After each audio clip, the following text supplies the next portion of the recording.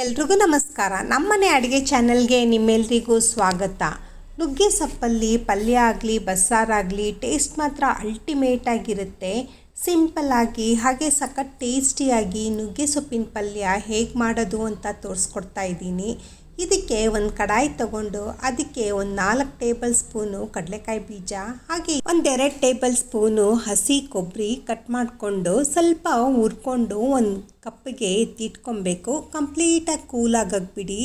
ನಂತರ ಅದೇ ಕಡಾಯಿಗೆ ಎಣ್ಣೆ ಹಾಕಿ ಒಂದು ಮೀಡಿಯಮ್ ಸೈಜ್ ಈರುಳ್ಳಿ ಹೆಚ್ಚಿರೋದು ಅದನ್ನು ಸಹ ಹಾಕಿಬಿಟ್ಟು ನಂತರ 2 ಎಸಳು ಕರಿಬೇವು ಹಾಕಿಬಿಟ್ಟು ಒಂದು ಸ್ವಲ್ಪ ಎಣ್ಣೆದಲ್ಲೇ ಫ್ರೈ ಮಾಡ್ಕೊಳ್ಳಿ. ಇಲ್ಲಿ ನಾನು ಒಂದು 4 ಟೇಬಲ್ ಸ್ಪೂನ್ ಅಷ್ಟು ಹೆಸರುಬೇಳೆ ಆಲ್ರೆಡಿ ನೆನೆಸಿಟ್ಟಿದ್ದೆ, ಅದನ್ನು ಸಹ ಒಗ್ಗರಣೆಗೆ ಹಾಕಿಬಿಟ್ಟು ಹಾಗೆ 1-2 ನಿಮಿಷ ಫ್ರೈ ಮಾಡಿಬಿಟ್ಟು ಕನ್ಸಿಸ್ಟೆನ್ಸಿ ತಕ್ಕನಾಗೆ ಸ್ವಲ್ಪ ನೀರು ಹಾಕಿ, ಯಾಕಂದರೆ ಬೇಳೆ ಬೇಯಬೇಕಾಗುತ್ತೆ. ಫುಲ್ ಬೇಳೆ ಬೇಯಿಸ್ಕೊಳಕ್ಕೆ ಹೋಗಬಾರ್ದು. ಬೇಳೆ ಸ್ವಲ್ಪ ಅರ್ಧದಷ್ಟು ಬೇಯಬೇಕು.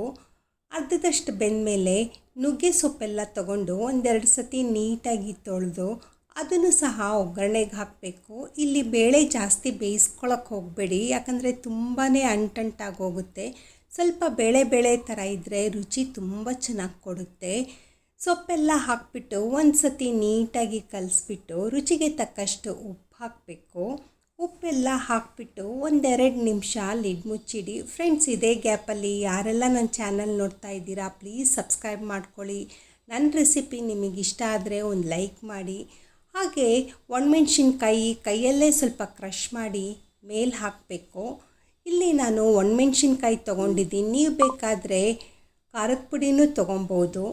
ಕೂಲ್ ಮಾಡೋಕ್ಕೆ ಇಟ್ಟಿರೋ ಅಂಥ ಕಡಲೆಕಾಯಿ ಬೀಜ ಹಾಗೆ ಕೊಬ್ಬರಿ ಸ್ವಲ್ಪ ತರ್ತರಿಯಾಗಿ ಗ್ರೈಂಡ್ ಮಾಡ್ಕೊಬೇಕು. ಗ್ರೈಂಡ್ ಮಾಡ್ಕೊಂಡಾದಮೇಲೆ ಅದನ್ನು ಸಹ ಒಗ್ಗರಣೆಗೆ ಹಾಕಿಬಿಟ್ಟು ನೀಟಾಗಿ ಮಿಕ್ಸ್ ಮಾಡಿದ್ರೆ ರೆಡಿಯಾಗಿರುತ್ತೆ ನೋಡಿ ಟೇಸ್ಟಿಯಾಗಿರೋ ಅಂಥ ನುಗ್ಗೆ ಸೊಪ್ಪಿನ ಪಲ್ಯ. ಈ ಕಾಂಬಿನೇಷನ್ನು ನೀವು ಚಪಾತಿ, ಪ್ಲೇನ್ ಸಾಂಬಾರಿಗೆ, ರೊಟ್ಟಿಗೆ one of the best combination. ಈ ರೆಸಿಪಿ ನಿಮಗೆ ಹೆಂಗೆ ಅನ್ನಿಸ್ತು ಅಂತ ಕಮೆಂಟ್ ಮಾಡಿ. ಹಾಗೆ ನನ್ನ ಚಾನಲ್ನ ಸಪೋರ್ಟ್ ಮಾಡಿ, ಸಬ್ಸ್ಕ್ರೈಬ್ ಮಾಡ್ಕೊಳ್ಳಿ, ಹಾಗೆ ಲೈಕ್ ಮಾಡಿ. Thank you.